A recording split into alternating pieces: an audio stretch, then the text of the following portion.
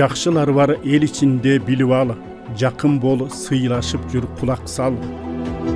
Жакындар бар ичинде пайгамбарга, жакшы көргөн аларды бактылууда.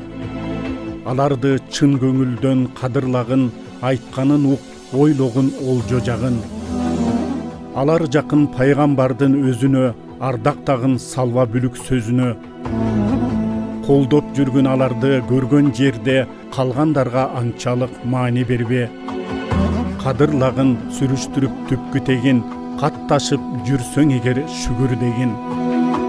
Ыйманы толук болот сүйсө эгер, урматтап сыйлап аны жүрсө эгер. Бар болсо араңарда бакыт конот, пайгамбарга аларың жакын болот. Урпактары жөнүндө асыл сөз бар, жакшылар окуп көрсө кулак салар. Жандан артык көргөн киши зор болот, жамандаган акыр түбү кор болот.